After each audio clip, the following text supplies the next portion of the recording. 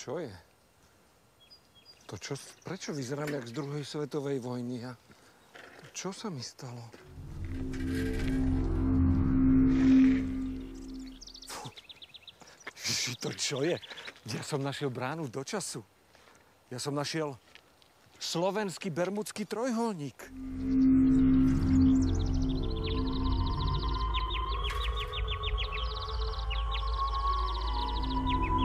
To je neuveriteľné, to funguje.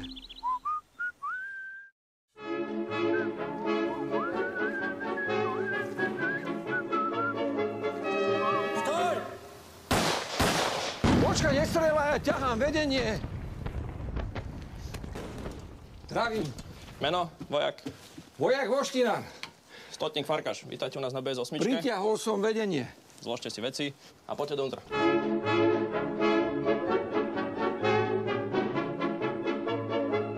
Hladný, nie si? Čo máš? Môžem ti zatiaľ ponúknuť uhorky. Ako si tu vyžijete? Lebo náš bunker je trošku iný, pozerám. No, to je kuchyňa, tu sa robí aj hygiena. Koľko vás je tu? V podstate býva 20, ale niekedy aj 33. Všetci sa sem zmestia? Sú tu dve podlažia a každý má svoju posteľ, takže áno. Kto to staval? Pán inžinier Rudolf Frič. Kedy? V 36. A slúži to má ako na čo? Hlavne protitanková obrana a protipechotná. A takýchto bunkrov je viac? Celá línia Petržalka, ešte potom celé Záhorie. A tam sú teda menšie. Toto je ktorý? BS8.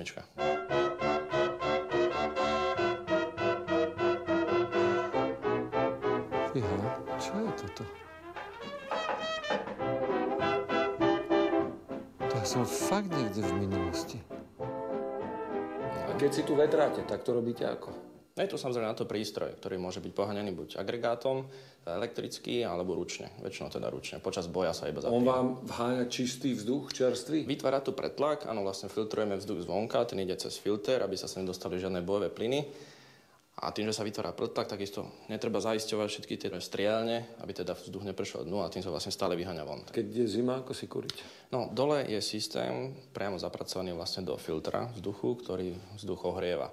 To síce ale bohužiaľ nie je príliš účinné, takže máme tu aj kamnička a kúrime si drevom, takže a prípadne uhlím, ak je nejaké. A komín? Komín tu je tiež samozrejme. No ja viem, ale keď dymíš, tak je úplne jasné, že ste tu a že kde to je ten bunker. Úlohou bunkra nie je sa úplne skovať. Vlastne ten násyp, ktorý tu máme, vlastne odstrániť nepriateľa, ten má iba chrániť bunker pred delostreleckou streľbou.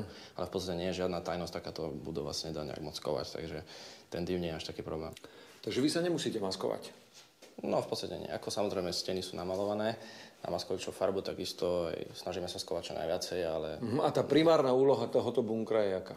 No, primárna úloha tohto bunkra je ostreľovať živú silu, alebo takisto tanky, s tým, že bunkre, ktorí sú na dohľad od seba, sa navzájom môžu kryť palbou. Tak poď ukážem ti ešte záchody. Toto je pre veliteľa, to je taký luxusnejší a tu na keď môžeš si odskočiť. Posádka môžem? Samozrejme, máš dlhú cestu za sebou. Ja. Oh, pardon, tak musíme chvíľku počkať. Poďme si pozrieť zbytok zatiaľ. Tu je tá spojovacia miestnosť, čo? Hej, už to vidím, že zapájajú. A tu? Tu máme veliteľa. Dobrý deň, pane. Dobrý deň, pane. Aký deň? Píše hlásenie. Tu máme kolegovcov. Zdravím, chlapci. Zdravím. A toto čo je? Tak tu je hlavná obsluha protitankového dela a gulometného dvojčaťa. Toto je dielo? Hej. A toto je čo? To je Hitler. A to je Adolf Hitler, hej. Dúfame, že príde osobne, aby sme si vedeli podať. Očakávate? Tak dúfame, že nepríde, ale pokiaľ príde, tak... Aby bolo jasné, že ako vyzerá. Áno, aby sme si ho zapamätali. V našom bunkri nemáme schody. No, toto je jediný, ktorý bol v našej petržalskej línii postavený so schodami. Ostatné teda majú iba dieru. No a tu máme pivničku na zemiaky ešte. Máme tu aj zemiaky, máme tu nejaký ten pokrm, ale máme tu takisto aj cvičnú miestnosť. A tu robíte čo? Tu ukazujeme vojakom teda, že čo budú používať. Čo, aj toto môžu používať? Áno, áno. Ale ten je ostrý, takže radšej by som sa s ním moc nehral. Ten je fajný. Ticho! Čo s tým? Fakt?